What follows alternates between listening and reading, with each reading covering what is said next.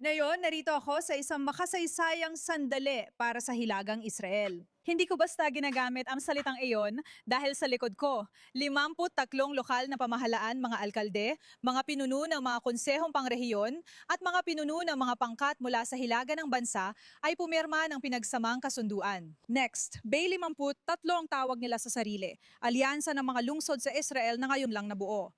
Pumirma sila ng kasunduan para kumilos bilang regional na blok. Layunin nilang pagsamahin ang politikal na lakas, yaman at koneksyon para itulak ang agenda ng kaunlaran. Ibig sabihin nito, wala nang 53 magkakaibang lungsod na kumakatok ng paesa-isa sa pintuan ng Jerusalem. Bawat isa ay lumalaban para sa sarili nilang bahagi. Simula ngayon, iisa na ang kanilang tinig. Nagsimula ang lahat dahil sa IMEC, ang India Middle East Europe Economic Corridor. Isa itong bagong Silk Road na naglalayong pagdugtungin ng India sa pamamagitan ng mga bansa sa Gulpo papuntang Israel at pagkatapos ay patungo sa Europa. Ang corridor na iyon ay dumadaan sa lupa kung saan matatagpuan ang 53 lungsod mula sa pantalan ng Haifa sa Mediterranean hanggang hangganan ng Jordan. At ang mga lungsod na ito ay hindi lang basta malapit sa corridor, sila mismo ay nasa loob nito.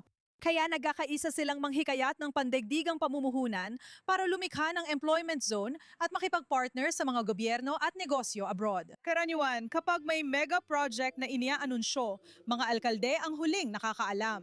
Sabi ng 53 lungsod na yon, gusto na nilang makasali mula simula, hindi tulad dati. Sa rehiyong ito, ang mga Hudyo, Arabo, Bedouin at Druze na komunidad ay hindi lang tungkol sa rutang pangkalakalan. Ipinapakita nila ang isang modelo kung paano talaga maaring magbukhang ang regional na kooperasyon.